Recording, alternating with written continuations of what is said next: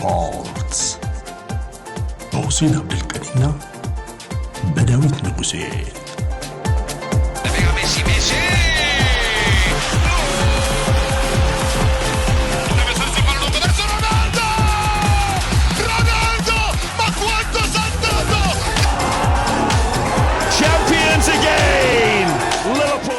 ኤችዲ ስፖርትስ ተናስልን እንዴት ሰንብታችኋል? በያላችሁበት ሰላምታችን ይድረስ ብለናል።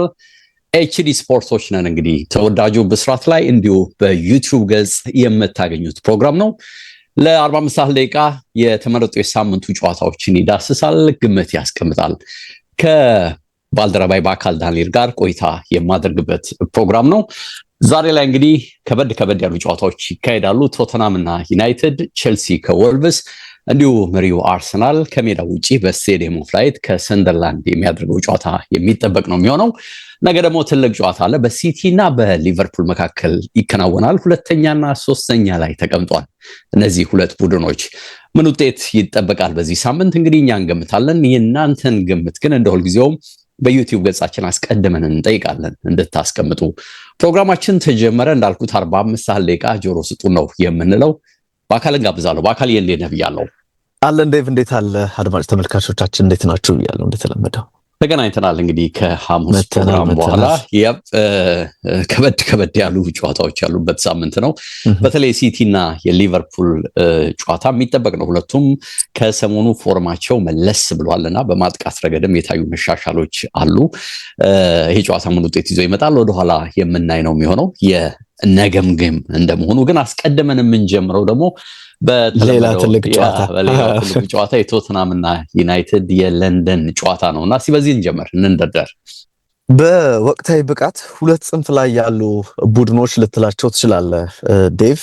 ዩናይትድ ከየካቲት እንግዲህ ከባለፈው ወር ማለት ነው ከዚህኛው ወር በፊት በጥቅምት ወር ባደረጋቸው 3 ጨዋታዎች 3ቱንም አሸንፏል። ሰንደርላንድን ሜዳው ላይ 2-0 አሸንፎ እንደነበር እናስታውሳለን። ወደ አንፊልድ ሄደው ሊቨርፑልን 2-1 ድል አድርጓል። ብራይተንን እንደዚሁ ይቸገርበታል፣ ሁሌ የሚሸነፍበት መርሃ ግብር ነው ብለን ስንጠብቅ 4-2 አሸንፎ እንደነበረ እናስታውሳለን። ስፐርስ ደግሞ ወይም ቶተንሃም ስፐርስ በተቃራኒው በሊጉ ባደረጋቸው የባለፈው ወር ጨዋታዎች ቁጥራቸው 4 ነው። 2 ድል 2 ሽንፈት ነው ያለው። በሊጉ ደረጃ ሁለቱም ቡድኖች 17 ነጥቦች ኖሯቸው 6ኛና 7ኛ ናቸው። 6ኛና 8ኛ ቼልሲን 7ኛ ጣልቃ አስገብተውት ማለት ነው። ሁለቱም ቡድኖች 5 ድል አላቸው ከ10 የፕሪሚየር ሊግ ጨዋታዎች። 3 ጊዜ ሽንፈት ደርሶባቸዋል፣ 2 ጊዜ አቻ ተለያይቷል። 17 ጎሎችን ሁለቱም አስቆጥሯል። የሚለያዩት በተቆጠረባቸው የግብ መጠን ነው ዴቭ። ስለዚህ ብዙ ነገሮች በሁለቱ ቡድኖች መካከል መመሳሰል አለ። ያው ዩናይትድ ዘግይቶ ነው የጀመረው። አሁን ብዙ ነገር እየተባለ ነው። ብዙ መሻሻል እንዳለው እኛም በአይናችን እየተመለከትን ያለነው ጉዳይ ነው። በ10ኛ የጨዋታ ሳምንት እንቅስቃሴ ዩናይትድ ከኖቲንግሃም ፎረስት ጋር ያሸንፋል ተብሎ ነበረ፣ ግን 2-2 ተለያይቶ ነበረ። መሪም ሆኖ ነበረ። ከዛ በኋላ ተከታታይ ግቦች ተቆጠሩበት። በሁለተኛው አጋማሽ የአማድ ዲያሎ የ81ኛ ደቂቃ ጎል እጅግ አስፈልገው ነበረ ከጨዋታው 1 ነጥብ ይዞ ለመውጣት። ቶተንሃም ስፐርስ በአውሮፓ ቻምፒየንስ ሊግ ኮፐንሃገን ላይ 4 ግቦችን ቢያስቆጥርም ባለፈው ሳምንት ግን በፕሪሚየር ሊጉ ከሌላኛው የለንደን ክለብ ቼልሲ ጋር ተጫውቶ 1-0 በሆነ ውጤት ተሸንፎ ነበረ። ከፍተኛ ትችት ነበር ያስተናገዱት። ታሳውሳለህ? በጣም ደካማ እንቅስቃሴ ነበረ። ብዙ ብልጫ ተወስዶባቸዋል። በቼልሲ አማካኝ ክፍል ምን ያክል ዶሚኔት ተደርገው እንደነበረ፣ በተለይም የሞይሰስ ካይሴዶ ጨዋታው ላይ የነበረው ተጽዕኖ እጅግ የተለየ ነበር። አይተው ከሆነ ዴቭ ከጨዋታው መጠናቀቅ በኋላ እዛ ጨዋታ ላይ 0.1 ነው ኤክስጂያቸው የቶተንሃም የግብ ዕድል የሚባል አይደለም። በተቃራኒው ቼልሲ 3.68 ስለዚህ ብታጠጋጋው ወደ 4 የሚደርሱ ጎሎችን ማስቆጠር ነበረባቸው፣ ግን ያስቆጠሩት 1 ግብ ብቻ እንደነበር እናስታውሳለን። በ2025 እንግዲህ ይሄ ዓመት በቶተንሃም ደጋፊዎች ድብልቅልቅ ስሜት የሚፈጥርባቸው ነው ዴቭ። አንደኛ ከ17 ዓመታት በኋላ ዋንጫ ያሳኩበት ዓመት ነው። ወይም ይሄንን በአዎንታ በኩል ታነሳዋለህ። በአሉታ በኩል ደግሞ 9 ጊዜ ሜዳቸው ላይ ተሸንፈዋልና በካላንደር ዓመት ከነሱ አስቀድሞ ሌሎችን ታሪኮች ስትመለከት በ2003 በ1990 ወደዛ ነው ራቅ ያሉ ዓመታትን ወደ ኋላ መውረድ ይጠበቅብሃልና ቶተናም 9 ጊዜ ተሸንፏል። ገና እንግዲህ 2025 ሳይጠናቀቅ ደብል ዲጂት ይደርሳሉ። ይሄ 10ኛ 11ኛ ከዛም በላይ ሽንፈቶች ይኖራሉ እስከ ዲሴምበር 31 መመልከት ያለብን ይሆናል። ግን እስካሁን ግን 9 ጊዜ ተሸንፏል። ቅድም ያነሳሁት ባለፈው ወር ብቻ 2 ድል 2 ሽንፈት ብያለሁ። ሁለቱም ሽንፈቶች በቶተንሃም ሆትስፐር እዛው ሜዳው ላይ የደረሰበት ሽንፈት ነው። ያለ ቼልሲን ጨምሮ እነ ቦርንማውዝ እና አስቶን ቪላ እንደዚህ አይነት የሚገርመው ነገር ዴቭ ቶተንሃም ዘንድሮ ባለፈው ሳምንትም አንስቼዋለሁ በርንሌይን ብቻ ነው ሊጉ ሲከፈት ሜዳው ላይ ያሸነፈው። ከዛ በኋላ ያሉ ጨዋታዎችን ከወልቭስ አቻ ተለያይቷል። ከደካማ ወልቭስ በቦርንማውዝ በአስቶን ቪላ እና በቼልሲ ደግሞ ተሸንፏል። ከ5 ጨዋታ ማግኘት የቻለው 4 ነጥቦችን ብቻ ነውና ልክ ዩናይትድ የሆነ ጊዜ ኦልድ ትራፎርድን አይጠቀምበትም እንደሚባለው አሁን ደግሞ በ2025 አጠቃላይ ቶተንሃም ይሄን ነገር እየተጠቀመበት እንዳልሆነ የሚያሳይ ጉዳይ ይመስላል። ጉዳት ነው ዋነኛ ከቶተንሃም ጋር እንደ ችግር እየተነሳለ። አሁንም 10 የሚደርሱ ተጫዋቾች ጉዳት አለባቸው እየተባለ ይገኛል። እንግዲህ ሙሐመድ ኩዱስ ወደ ቡድኑ ተመልሷል እየተባለ ነው የሚገኘው። ግን ቀድሞ የተጎዱ እንደ ዲያን ኩሉሴቭስኪ፣ ዶሚኒክ ሶላንኬ ዶም ሶላንኬ እሱም የለም። እነ ማዲሰን በጉዳት በጣም እየተቸገሩ ያሉ እነ ኤፍ ቢሱማ አማካኝ ክፍል ላይ እንደዚህ አይነት ችግር አለባቸው። ምናልባት ይህንን ጨዋታም አሁንም ዩናይትዶች ተስፋ እንዲያደርጉ የሚያደርጋቸው ከተባሉት ጉዳዮች መካከል የማጥቃት ፊት መስመሩ ነው። ከዩናይትድ አንጻር ሊቨርፑል 156 ሹቶችን ዘንድሮ በ10 የጨዋታ ሳምንታት ጉዞ አድርጓል። ቀዳሚ ነው በሊጉ። ሁለተኛ ላይ የሚቀመጠው ቡድን ዴቭ ዩናይትድ ነው። 153 ጊዜ ሹት ያደርጋል። ብዙ ደግሞ የመከላከል ችግር ያለበት ከጉዳትም ጋር በተገናኘ እነ ክርስቲያን ሮሜሮ ገባ ወጣ እያሉ እየተመለከትን ያለ ነው። ቶተንሃም ደግሞ መከላከሉ ችግር አለበት። ዩናይትድ ከ153 ሹቶቹ ዴቭ 101ዱ እዛው ፔናልቲ ሳጥን ውስጥ ያደረጋቸው ሹቶች ናቸውና ቡድኑ ምን ያክል ይሄ ፋይናል ሰርድ እየገባ እድሎችን እንደሚፈጥር ወይም ሹት እንደሚያደርግ በደንብ የሚያሳይ አጋጣሚ ይመስላል። 56 ኢላማውን የጠበቀ ሙከራ አድርጓል ዴቭ ከ153 ሙከራዎችና በዚህ ደግሞ የፕሪሚየር ሊጉ ቀዳሚው ቡድን ነው። ብዙ ኦን ታርጌት ይጠብቃሉና በደንብ አኩሬት የሆኑ ሙከራ ሊያደርጉ ይችላሉ። እንግዲህ ግብ ጠባቂው ጊልሞ ቪካሪዮ ብዙ ኳሶችን ሲያመክል እንመለከት እንችላለን። ቢያንስ እስካሁን ባለው የዩናይትድ አካሄድ ይሄን ነገር መጠበቅ ያለብን ይመስላል። ዩናይትድ እንዳነሳሁት ባለፈው ወር አስደናቂ ጉዞ ማድረጋቸውን ተከትሎ አሰልጣኙ ሩበን አሞሪም ተከታታይ 4 ጨዋታ ሳይሸነፍ ተጉዟል። 3 ድል 1 አቻ። የፊት መስመር ተጫዋቹ ብሪያን ምቤሞ ደግሞ ግቦችን እያስቆጠረ ለቡድኑ አስፈላጊ ከሆኑ ተጫዋቾች አንደኛው መሆኑን በሚገባ አሳይቷል። ምቤሞ የወሩ ምርጥ ተጫዋች ሲባል ሩበን አሞሪም የወሩ ምርጥ አሰልጣኝ የሚለውን ክብር አግኝቷል። እንግዲህ ሩበን አሞሪም ያፈረ የተሽኮረመመ ይመስላል። ፎቶ ላይ ነው። ኦኬ ለመጀመሪያ ጊዜ ስላገኘ ገና የደነገጠ ነው ይመስላል። ኦኬ አልተረጋጋም። ነጥቡ ነው እያለ ነው። ይሄ ነገር እንዴት ነው?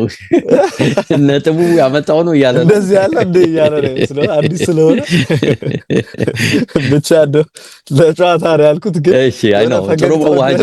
ጥሩ መዋሃጃ ነው። በነገር ላይ እንግዲህ አሁን ወደ ሊጉ በደንብ መጥቶበታል። በደንብ አሰልጣኙ ካለፉት 4 ጨዋታዎች 10 ነጥቦችን ወስዷል። እንዳነሳው 3 ድል 1 አቻ። የኖቲንጋም ፎረስቱ ጨዋታ ራሱ አሸንፎ ቢሆን ከ4-4 ነበረ የሚሆነው። ዴቭ ቶተንሃም እና ዩናይትድ እንግዲህ ከዩሮፓ ሊግ የፍጻሜ ጨዋታ በኋላ የሚያደርጉት የመጀመሪያ ጨዋታ ነው። እንዳነሳሁት ዩናይትዶች አንዳንዶች ያንን ዋንጫ አለም ማሸነፍ ኦፍ ኮርስ ለአሰልጣኙ ትልቅ የራስ መተማመን ይፈጥርለት ነበር የሚሉ አሉ።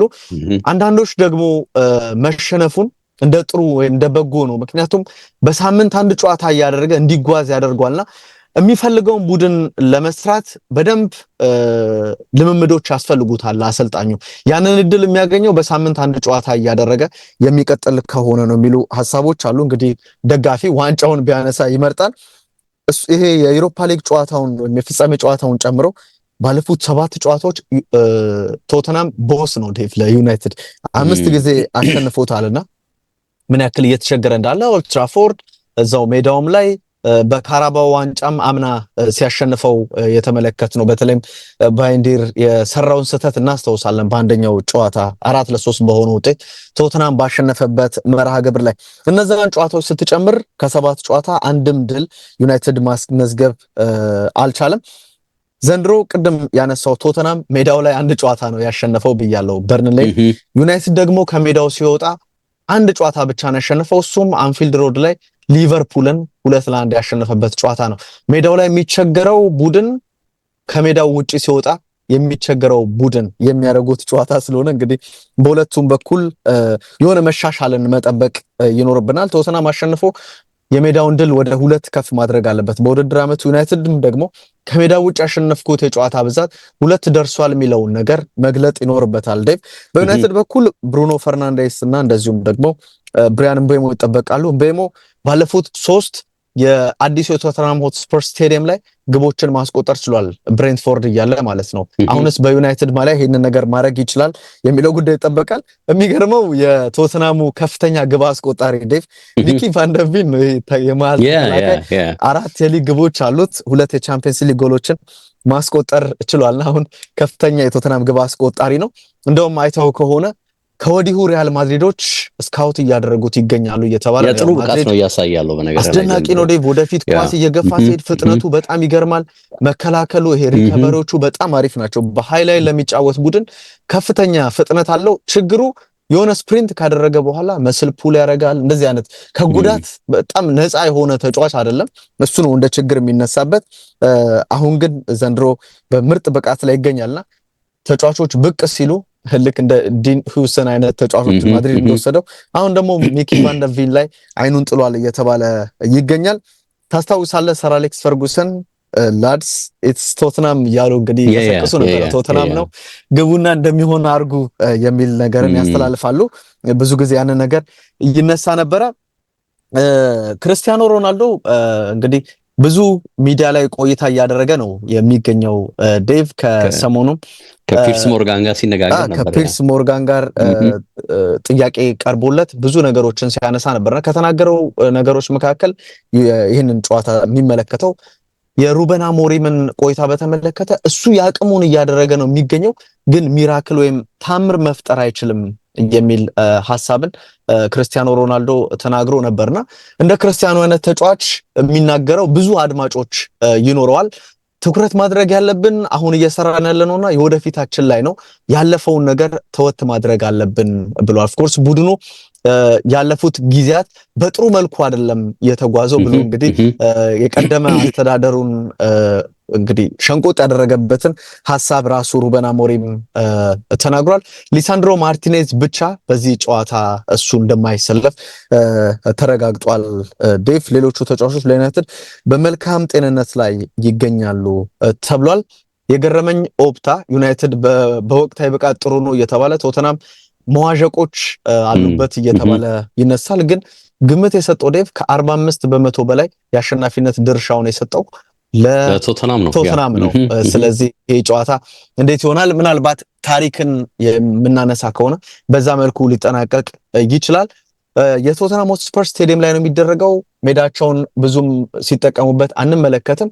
ዩናይትድ ጠንካራነቱን አስመልክቶናል። ኦፍ ኮርስ የተወሰነ ነገር በኖቲንግሃም ፎረስቱ ጨዋታ ተመልክተናል።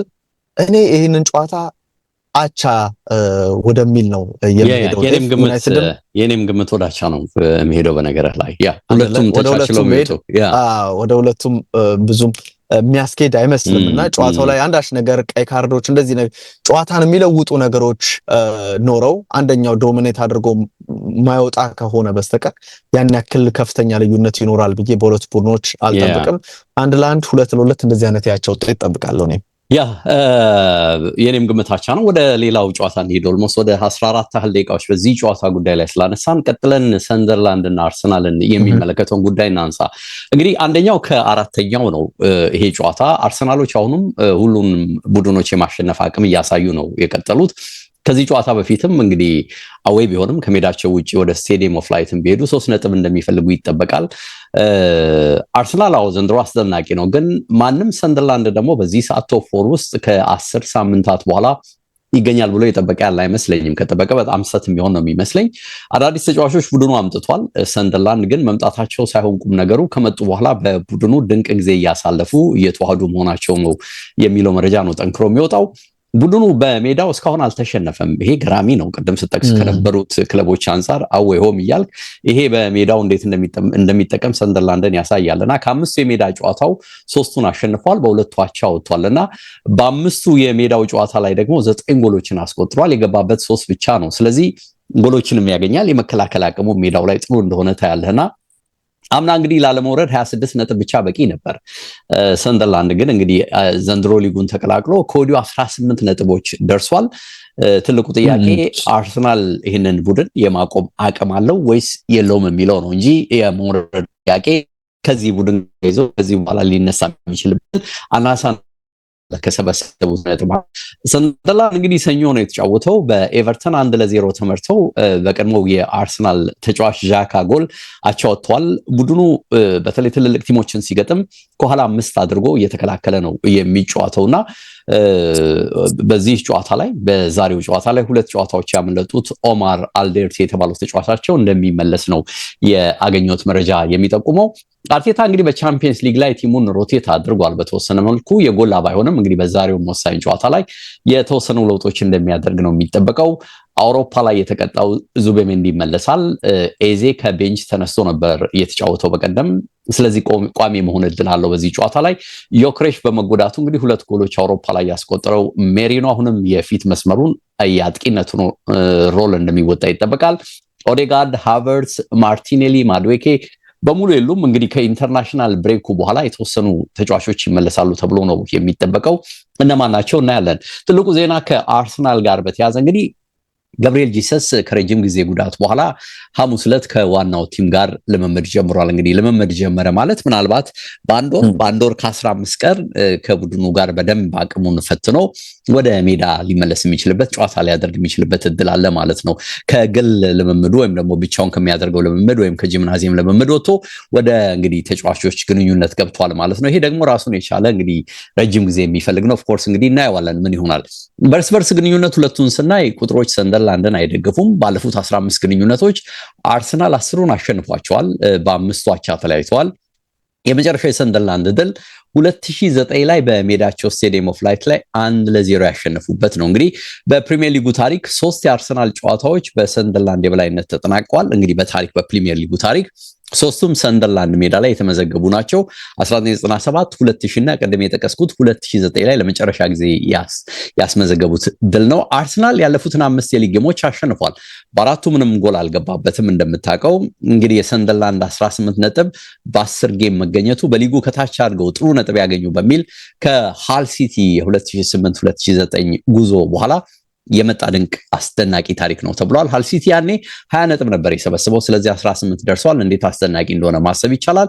የአርሰናልን የቆሙ ኳሶች መከላከል እንግዲህ ለሰንደርላንድ ፈተና እንደሚሆንም ይጠበቃል። ዛሬ 8 ጎሎች በኮርና ዘንድሮ አርሰናል አስቆጥሯል። በ10 ጌም ይህንን ያህል እንግዲህ የኮርና ጎል በማስቆጠር በሊጉ ቀዳሚ ስለመሆናቸውም መረጃዎች በስፋት ወጥተዋል።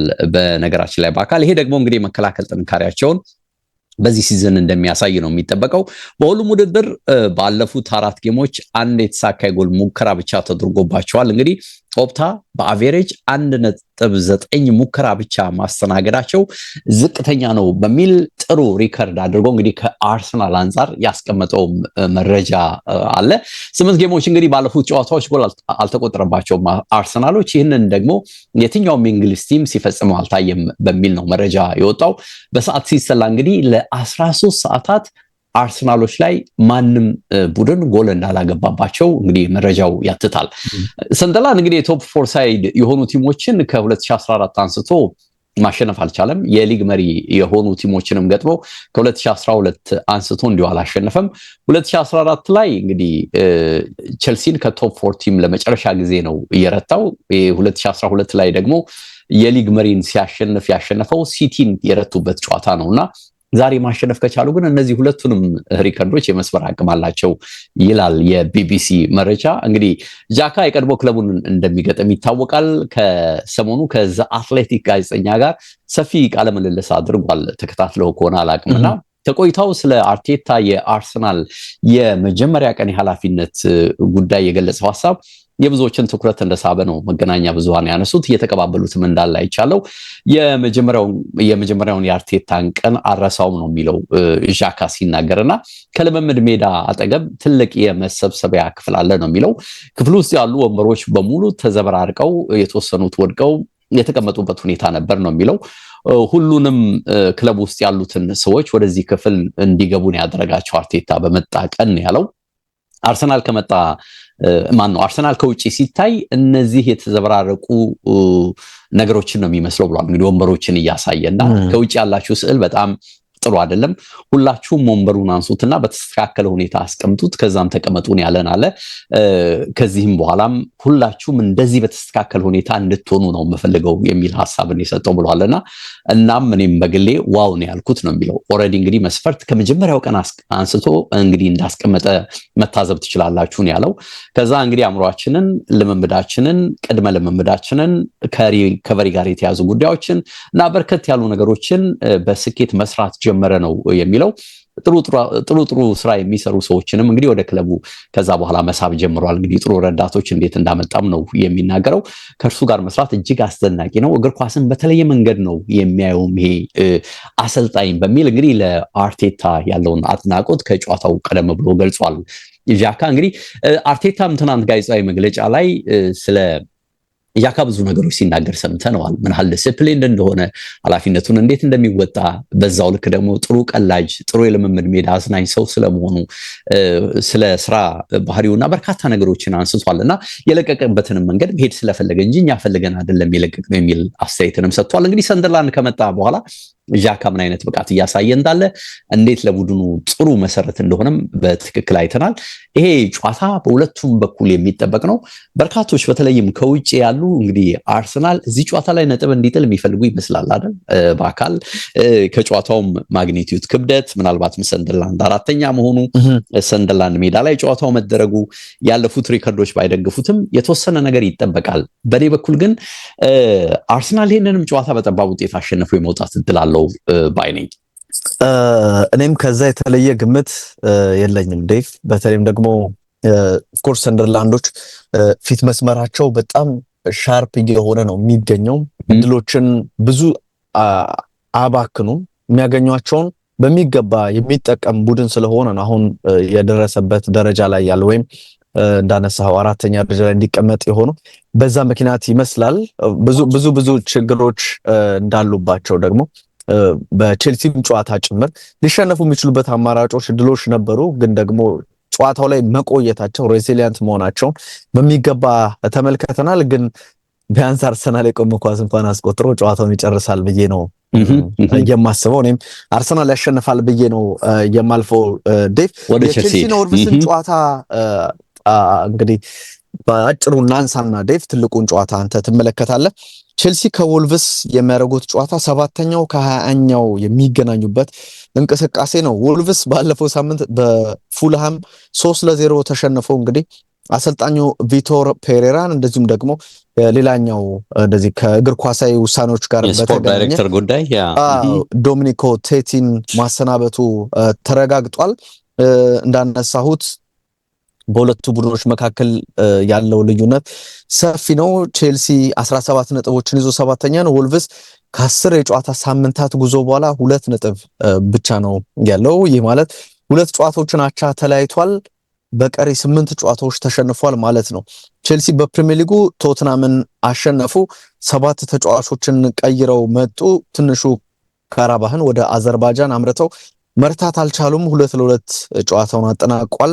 በሊጉ በማሸነፍ የነበረው መነቃቃት በአውሮፓ ቻምፒየንስ ሊግ ተቀዛቅዟል ብለውታል። ከዛ ጨዋታ መጠናቀቅ በኋላ ወልቭስ በጣም አሳሳቢ የሚባል ጉዞ ላይ ነው ያለው ዴቭ። እንደውም አንድ ቁጥር እየተመለከትኩኝ ነበረ ኦፕታ ላይ ከ10 ጨዋታዎች በኋላ 2 እና ከዛ ያነሰ ነጥብ ያገኙ ቡድኖች በሙሉ ወርዷል ይላል ዴቭ። በ1995 እንደ አውሮፓውያን አቆጣጠር ነው ዓመተ ምህረቶቹን ማነሳው። ሲቲ 2 ነጥብ ያዘ፣ ውድድር ዓመቱ ሲጠናቀቅ ከሊጉ ወረደ። ሰንደርላንድ 2017 ላይ 2 ነጥብ ነበረው ከ10 ጨዋታዎች በኋላ ወረደ። ሼፊልድ ዩናይትድ በሁለት አጋጣሚዎች በ2021 እና በ2024 አንድ ነጥቦችን ይዞ ነበረ፣ ከዛ ወርዷል ከሊጉ። ኖርዊች 2022 ላይ 2 ነጥብ ነበረው ልክ እንደ ወልቭስ ሁሉ እሱም ከሊጉ ከመውረድ አልተረፈምና አሁን አካሄዱ የወልቭስ ይሄንን ይመስላል እያሉት ነው የሚገኘው። ኦፍ ኮርስ ቡድኑ በኤፍኤል እንደዚህ አይነት ነገሮች ላይ ጨዋታዎችን እያሸነፈ ስንመለከተው ነበረ፣ ግን በሊጉ እጅግ ተዳክሟል። ከሳምንት በፊትም እንደዚሁ በቼልሲ ነው ከኤፍኤል ውድድር የተሰናበተው 4-3 በሆነው ውጤት ተሸንፎ ያኔ ሊያም ዴላፕ በቀይ ካርድ ወጥቶ ብዙ ውዝግብ የነበረው ጨዋታ እንደነበር እናስታውሳለን። ቼልሲን በተመለከተ ኢንኮንሲስታንት ቡድን ነው ወይም ወጥ ያልሆነ ቡድን ነው። በቶተናም ጨዋታ የሁሉም ነገር መነጋገሪያ ካይሴዶ እንደነበረ እናስታውሳለን። የሱ እንቅስቃሴ እጅግ አስፈልጓቸው ነበረ። የግብ እንዳይቆጠርባቸው ቶተናም እድል እንዳይፈጥር ለተከላካይ ሽፋን በመስጠት ግቡ ደግሞ እንዲቆጠር የአንበሳውን ድርሻ የተወጣው እሱ እንደነበር እናስታውሳለን። ከቼልሲ ጋር በተገናኘ ዴቭ 2 ጽንፍ አለበት ይላሉ። አንደኛ ይሄ የሴት ፒስ ወይም የቆሙ ኳሶችን ከፔናልቲ ውጪ ያሉ እንቅስቃሴዎች ብዙ ጎሎችን ከኮርና ያስቆጥራሉ እና ኤንዞ ፈርናንዴስ ክሮስ ያደርጋሉ እና ጆአው ፔድሮ ብዙ ግቦችን እያስቆጠሩ እንዳሉ ተመልክተናል። በተቃራኒው ደግሞ 6.1 ኤክስጂ ተመዝግቦባቸዋል ከቆመ ኳስ ቼልሲዎች ላይ ተብሏል። ስለዚህ ከቆመ ኳስ ብዙ ድል ይፈጠርባቸዋል። ያም ነገር በምናልባት ወልቭሶች እንደ አንድ ቼልሲ ድክመት አድርገው ሊከተሉት ወይም ሊመጡበት የሚችሉት አጋጣሚ እሱ እንደሆነ ይጠቁማል መረጃው። ቼልሲ በማስቆጠር በአርሰናል ብቻ ነው የሚበለጠው። አርሰናል 10 ከቆሙ ኳሶች ግቦችን አግኝቷል። ቼልሲ 8 ኳሶችን መረብ ላይ አሳርፈዋል። ወልቭስ ተከታታይ ድል ካደረገ በኋላ ቼልሲ ላይ ማለት ነው እስከ የካቲት ወር 2024 ድረስ እንደዚህ አይነት ቁጥር ነበረው። ከዛ በኋላ ግን ባደረጓቸው 2 ተከታታይ ጨዋታዎች ያምናው 6-2ን ጨምሮ 9-3 በሆነ ውጤት ቼልሲ ተከታታይ ድል አስመዝግቧል ይላል። ስታንፎርድ ብሪጅ ላይ 11 ጊዜ ያለፉት ግንኙነታቸውን ከተመለከትን 1 ጊዜ ብቻ ነው ወልቭስ ያሸነፈው፣ እሱንም በየካቲት 2024 4-2 በሆነ ውጤት ያሸነፉበት ነው። ከዛ ውጪ 7 ሽንፈት 3 አቻ ተለያይቷል። ሮሚዮ ላቪያን በተመለከተ እንግዲህ ጉዳት ገጥሞታል። ተጫዋች እጅግ ያሳዝን ያለው አቅም ፖቴንሻል የሚገርም ተጫዋች ነው። አሰልጣኝ እንግዲህ ኤንዞ ማሬስካ ከዚህ ጨዋታ አስቀድመው ጥያቄ ቀርቦላቸው ነበር ወይም የተለያዩ ጉዳዮች ላይ ሀሳባቸውን ሰጥተዋል። አንደኛው የሮሚዮ ላቪያን በተመለከተ ነው። ደቂቃዎችን በመቀነስ እሱን ከጉዳት ለመጠበቅ ሙከራዎችን አድርገናል፣ ግን እንደዛም ሆኖ አልተሳካልንም። አሁንም ተጎድቷል ብሏልና የመጨረሻ የምርመራ ውጤት ያስፈልገናል ጥቂት ሰዓታት ብሏል። እንግዲህ ከጨዋታው አስቀድሞ በነበራቸው ጋዜጣዊ መግለጫ ትክክለኛ መፍትሄ እስኪገኝ የዚህን ተጫዋች ጉዳት በተመለከተ ጥረታችንን እንቀጥላለን የሚል ሐሳብን አንስቷል። ፔድሮ ኔቶ ከፊዚዮ ጋር ሆኖ ስራዎችን እየሰራ ነው፣ ከኛም ጋር ነበረ፣ ግን የመጨረሻ ውሳኔ መስጠት ያስፈልገናል ይሄንን ተጫዋች በተመለከተ በዛሬው ጨዋታ ይሰለፋል አይሰለፍም የሚለውን ብሏል። ሌቫይ ኮልዊል እንደዚሁም ኮል ፓልመር አይነት ተጫዋቾች አሁንም ከቼልሲ ውጪ እንደሆኑ ታውቋል፣ ወይም በጉዳት ምክንያት ከስብስቡ ውጪ ናቸው። ወልቭስ ደካማ ጉዞ ነው እያደረገ ያለው። አሰልጣኝ በመቀየር የሚመጡ ለውጦች ይኖራሉ። ልክ ኖቲንግሃም ፎረስት እንዳደረገው አንጅ ፖስቴኮግሉ ከተሰናበቱ በኋላ ከዩናይትድ ነጥብ ይዞ እንደወጣ እናስታውሳለንና እንደዚህ አይነት ነገር ግን በወልቭስ በኩል አልጠብቅም። ዴቭ ከጨዋታው አስቀድሞ ግምት መስጠት ካለብን እንደዚህ አይነት ነገር አልጠብቅም። ቼልሲ ይሄንን ጨዋታ ስታንፎርድ ብሪጅ ላይ ነው የሚያደርገው። በፕሪሚየር ሊጉ ተከታታይ ድል የሚያስመዘግብበት ያንን ድል የሚፈጥርበት ይሆናል። ከቶተናምና ከብራይተን ጋር ብቻ ትልልቅ ቲሞች ናቸው አይደል አቻ የወጡት ወልቭስ። ቶተናምንም ብራይተንም ቀላል ቡድኖች አይደሉም። በሌሎቹ 8 ቡድኖች ግን ተረተዋልና አሁንም የሽንፈት ጉዟቸው ይቀጥላል የሚል ግምት ነው ያለኝ ከጨዋታው አስቀድሞ ዴቭ ይሄን ነው ማለት የምችለው። ትክክል። መቼም እንግዲህ እንደ እብደት ካልሆነ በቀር እዚህ ጨዋታ ላይ ከቼልሲ ውጪ ግምት መስጠት ይከብዳል። ስታንፎርድ ብሪጅ ላይ ነው ጨዋታ የሚደረገው። እንዳልከው ወጣ ገባ ነገር ቢታይበትም ቼልሲ ያው ጥሩ ስብስቡን እዚህ ጨዋታ ላይ ፕሪሚየር ሊጉ ላይ መጠቀሙ እንደማይቀር ግምት ወስዳለ። ወልቭስ ያው እንግዲህ ያለ ኮች ነው አይደል? አሁን ጭራሽ ኮችም ገና ሳይን አላደረገምና በዋናነት ወደዚህ ጨዋታ የሚመጣው አዲስ ኮች መጥቶ እንኳን የሆነ ሰሞነኛ መነቃቃት እንዳትል አስቸጋሪ ነው የሚሆነውና ያለ ጥርጥር እኔም ለቼልሲ ነው ይሄንን ጨዋታ ግምት የምሰጠው። ወደ ትልቁ ጨዋታ ስናልፍ እንግዲህ ሲቲና ሊቨርፑል የሚገናኙበት የኢታዱ ጨዋታ በእርግጥም የሳምንቱ ትልቁ ጨዋታ ነው። በቅርቡ ሁለቱም ተቸግረው ነበር። ነገር ግን አሁን በሁለቱም በኩል የተወሰነ መሻሻል ባለፉት ጥቂት ሳምንታት ታይቷልና ጥሩ መነቃቃት ይዘው ወደዚህ ጨዋታ እንደሚመጡ ትገምታለህ። ሁለተኛና ሶስተኛ ናቸው። በመሃላቸው 1 ነጥብ ልዩነት ብቻ ነው ያለውና የእውነትም የሆነ በጣም አዝናኝ ሊሆን የሚችል ትኩረት ሳቢ ጨዋታ ሊሆን እንደሚችል ግምት ትወስዳለህና ሁለቱም ቡድኖች ከሰሞኑ በራሳቸው መንገድ ነው እንግዲህ መነቃቃት የፈጠሩት። ይሄን ጨዋታ እንዲያጓጓ የሚያደርገው ይሄ ይመስለኛል። አርነ ስሎት ወደ አምናው ቡድናቸው ተመልሰው እንግዲህ መሃል ላይና ከፊት ለፊት አስጨናቂ መሆን ጥረታቸው ባለፉት 2 ጨዋታዎች ላይ ሰርቷል። እኔም አንተም እንዳልነው በቻምፒየንስ ሊጉ ጋክፖን አስቀምጠው ቬትስን በመስመር ተጠቅመውበታል። ተጫዋቹም ሊቨርፑልም ሲጠቀም አይተናልና ያው ምስጋና ለሳላ የተወሰነ ስግብግብነት ይግባ እንጂ ይሄም ተጫዋች ጎል ሊያገኝ የሚችልበት እድል ነበር። ቻምፒየንስ ሊግ ላይም አልተሳካም። ሊሰጠው የሚችለው ኳስ እንግዲህ ሳላ ሞክሮት የባከነበት ሂደት አለና የቬትስን ጎል እንደናፈቀን አለን። ግን መሻሻሎች፣ ጥረቶች፣ ስራዎቹ እየታዩ ነው። አሁን ሊመጣ እንደሚችል ፍንጭ ሰጥቶናል። የኋላ ተከላካይ መስመራቸው እንግዲህ በሮበርትሰንና ብራድሊ ውጤታማነት የተሻለ መስሏል። አሁን ለጊዜው በእርግጥ እንግዲህ ማየት የሚፈልገው የመሃል ተከላካዮቹን ስቲል ጠንካራ ጥምረትን ትንሽ ጊዜ መጠበቅ ያለብን ይመስለኛል። እንግዲህ አዳዲስ ባይሆንም የተሞከሩት የቀደሙት ተጫዋቾች ስኬታማ መሆናቸው ታይቷል። አማካይ ላይ ያምና የሶስቱ ተጫዋቾች ጥምረት በድጋሚ መስራቱ ታይቷል። ይሄም አንዱ ለሰሞኑ መሻሻል በጎ ጅምር ነው ተብሎ ነው የሚነሳው። በሲቲ በኩል ግን ያው የተከላካይ ክፍሉ ክፍተት እንዳለ ነው። የቡድኑ የማጥቃት አፕሮች ግን ፔፕን በደንብ ያስደሰተው ሆኗል። ለጊዜው የሃላንድ የማይቆም የጎል አምራችነት ከሰሞኑ በፎደንም አማካይነት የተወሰነ አጀብ ተጨምሮበታል። በተለይ ቡድኑ ቀጥተኛነት ጨምሯል። የፔፕን የአፕሮች ለውጥም እንደ ጊዜው የመለወጥ ነገርም ለመራመድ የሚደረግ ጥረትንም በደንብ እያየን ነው። እኔም አንተም 20 ጎሎች በ10 ጨዋታዎች አስቆጥሯል ሲቲ። በነገራችን ላይ ይሄም በሊጉ እንግዲህ ቀዳሚ ያደርጋቸዋል ሲቲዎችን። በእርግጥ 18 ጎሎች ያስቆጥረው ሊቨርፑል ቀጥሎ የሚመጣ ቡድን ነው። ስለዚህ ይሄም ደግሞ ቀላል ሊባል አይችልም። ሁለቱም ምን ያህል መቀራረብ እንዳላቸው ከዚህ ጨዋታ ቀደም ብሎ ማየት ይቻላል። ጎል ለማግኘት ሃላንድ ተጠቃሚ የሚሆንበት አፕሮች አሁንም ይቀጥላል ተብሎ ነው በሲቲ በኩል የሚጠበቀው። በተለይ ይሄ ሃይላይን የምትሰራ ከሆነ ኦፍሳይድ ትራፕ ጥንቃቄ አድርጌ ጨዋታለሁ የምትል ከሆነ እንግዲህ ሲቲ አማካኞች ከሃላንድ ጋር በደንብ የመግባባት ባህሪን እየተላበሱ ስለሆነ በዚህ በኩል ሊቨርፑሎች እንዳይጎዱ ጥንቃቄ ማድረግ አለባቸው። ሊቨርፑልም እንግዲህ በዛው ልክ በዚህ ጨዋታ ላይ የሆነ ነጥብ መጣል በፕሪሚየር ሊጉ ጉዞ ላይ በዋንጫው ጉዞ ላይ የሚኖረውን ተጽዕኖ ከወዲሁ አስልተው የሚገቡ በመሆኑ ለድል እንደሚጫወቱ ይጠበቃል። በእነሱ በኩል ፔፕ እንግዲህ የአሰልጣኝነት ህይወቱን 1000ኛ ጨዋታ ነው የሚያደርገው። በዚህ ጨዋታ በባርሳ አሰልጣኝነትን አህዱ አለ። ከዛ በኋላ እንግዲህ ላለፉት 18 ዓመታት በስፔን ጀርመን እና እንግዲህ እንግሊዝ 999 ጨዋታዎችን በበላይነት መርቷል። ያ በጣም ከፍተኛ ቁጥር ነው። እንግዲህ በዚህ መነሻ እንግዲህ 1000 ጨዋታዎች የመሩ ኮቾች የሚዘከሩበት መንገድ አለ። እርሱም እንግዲህ የሊጋ አሰልጣኞች ማህበር የሚሰጠው እውቅና አለ።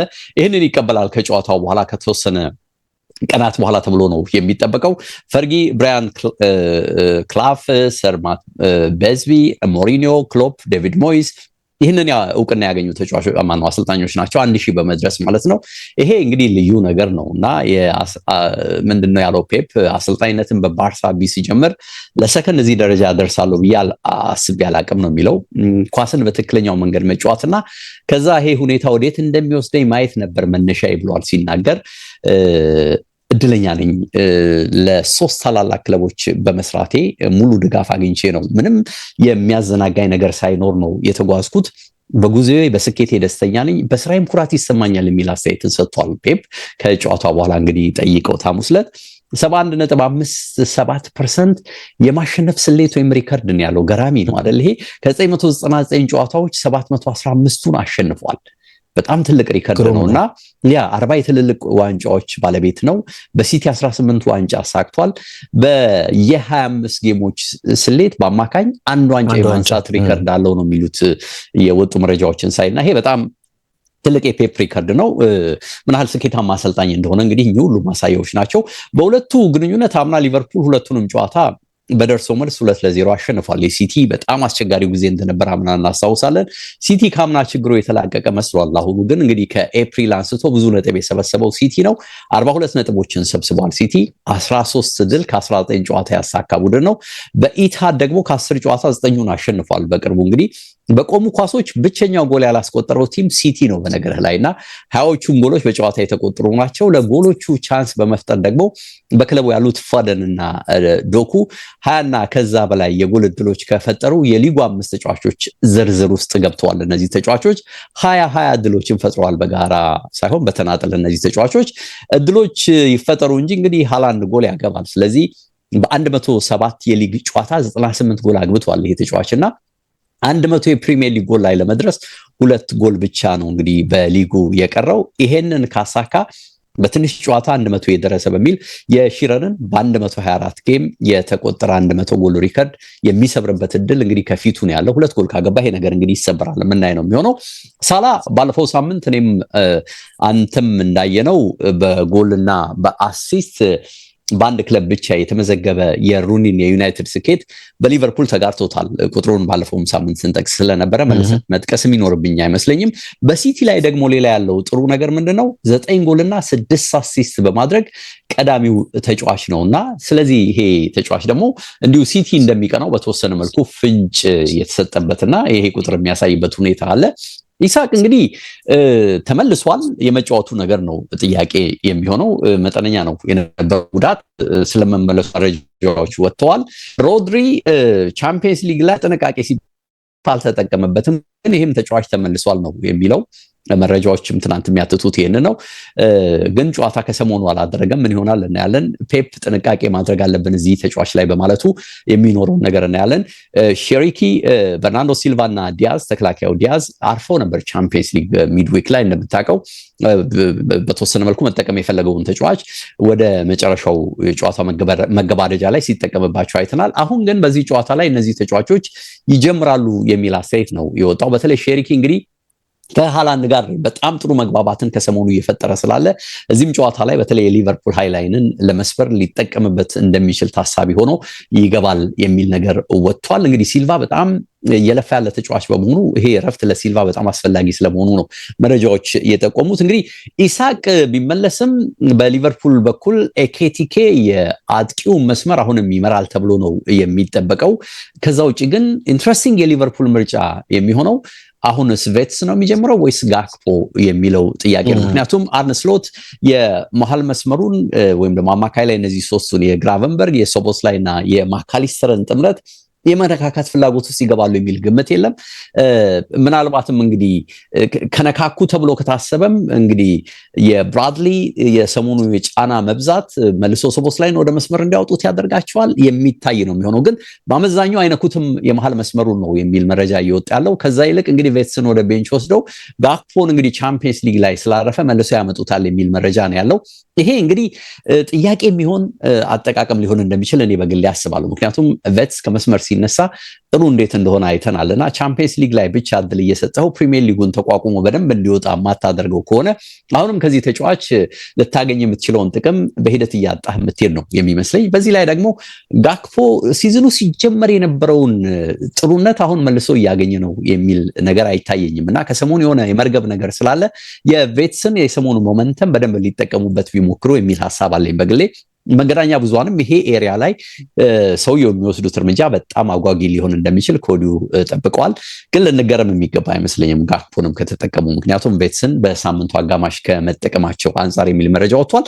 እንግዲህ ይሄ ለግምት በጣም የሚያጓጓ ጨዋታ እንደሆነ በእኔም ባንተም በኩል ማሰብ ይቻላል። ግን ከዛ በፊት የተወሰኑ ነገሮች እንደምትጨምርበት የምጠብቅበት ስለሆነ የሆነ ነገር በላይ ዴቭ፣ እኔ በጣም እንግዲህ እዚህ ጨዋታ ላይ ልዩነት ይኖራል ብዬ የማስበው የሊቨርፑል የመስመር ተከላካዮች እንቅስቃሴ ምን መልክ ይኖረዋል? በተለይም ደግሞ አሰልጣኙ ባለፈው ቪኒ ጁኒየርን በደንብ ኪስ ውስጥ ከቶት ነበረ ኮነር ብራድሊ እና አስደናቂ እንደነበረ ተመልክተናል። ይህንን ተጫዋች ብዙ መነካካት ያለባቸው አይመስለኝም። እሱም በደንብ ከመጠቀም አንጻር እዛ ቦታ ላይ ይህንን ኃላፊነት ሰጥተውት በደንብ ጀሬሚ ዶኩን ለማቆም ከፍተኛ ጥረት ማድረግ ይችላል ብዬ ማምነው ተጫዋች ነውና ያለ ቦታው ነው። ዶሚኒክ ሶቦስ ላይም ጥሩ እንቅስቃሴ ሊያደርግ ይችላል፣ ግን ደግሞ ተፈጥሯዊ ኮነር ብራድሊ እዛ ቦታ ላይ ቢኖር የሚል ሐሳብ አለኝና ብራድሊ እዛ ቀኝ ቦታ ላይ መኖሩ ከጀሬሚ ዶኩ ጋር የሚኖረው ጨዋታውን በደንብ ይወስኗል ብዬ ማስበው ግንኙነት እሱኛው ነው። ዴቭ ግራው ሳይሆን በሲቲ ግራ በሊቨርፑል የቀኝ መስመር ተከላካዩ በተለይም ለዶኩ ክፍተት የሚሰጠው ከሆነ እንዴት ባለፈው ዶርትሙንዶችን ድራሻቸው እንዳጠፋቸው ተመልክተናል። ዶኩና እዛ ቦታ ላይ ከፍተኛ ልዩነት መፈጠር ይኖርበታል ብዬ አስባለሁ።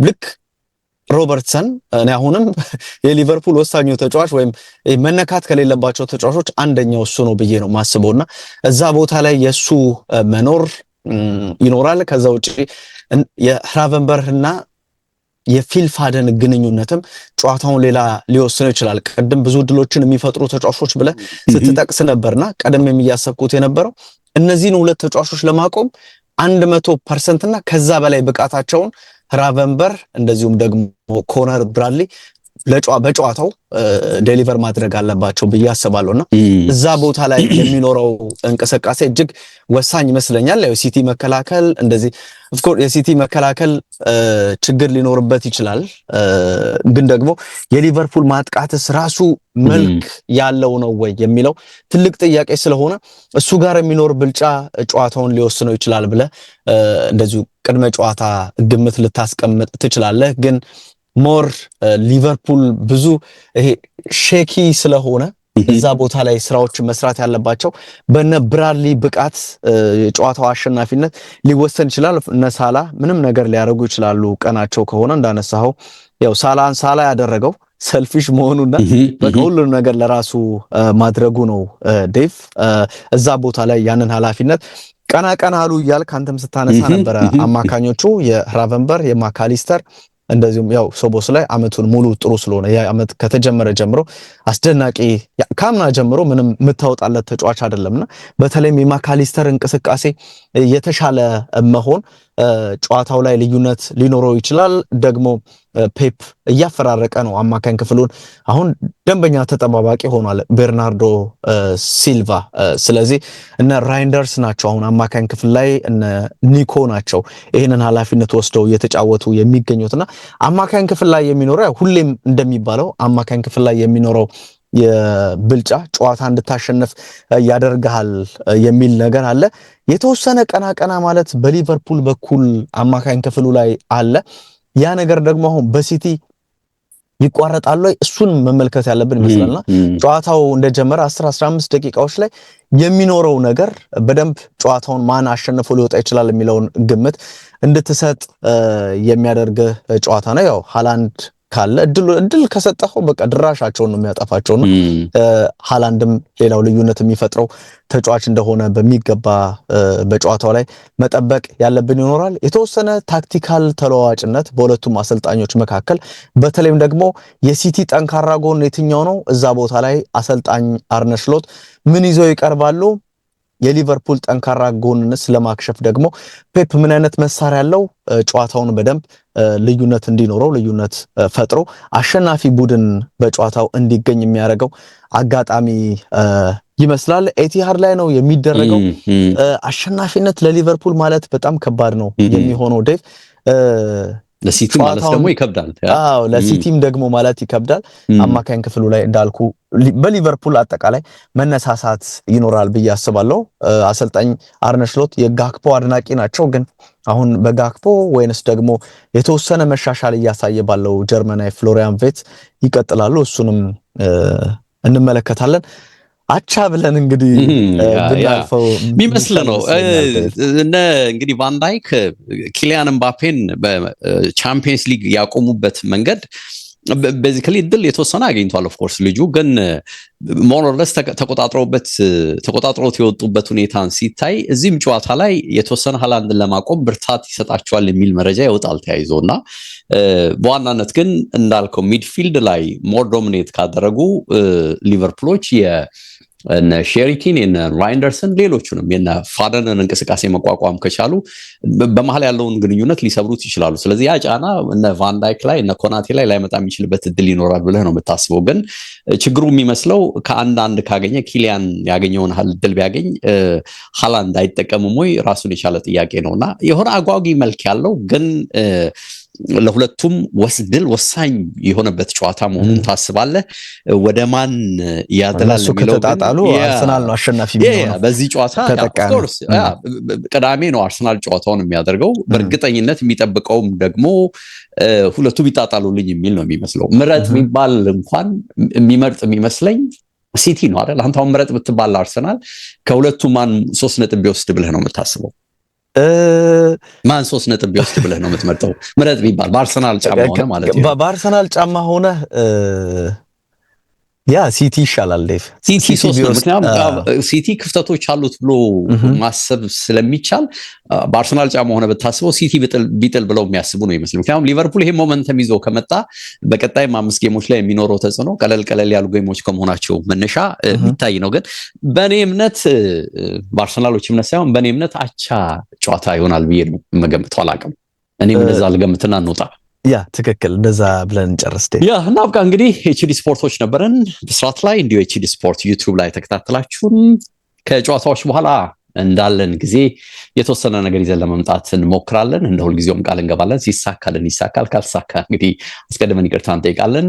አበቃን። መልካም ጊዜ ብያለሁ። በአካል መልካም ጊዜ አድማጭ ተመልካቾች። ባይ ሰላም ውዴ፣ መልካም ጊዜ ለአንተ፣ መልካም ቀን።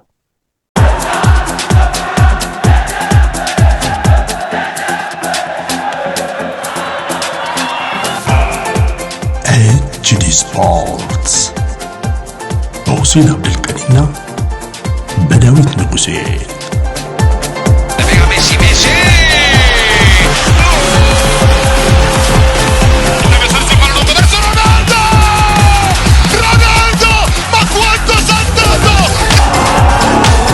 Champions again! Liverpool! ኤችዲ ስፖርትስ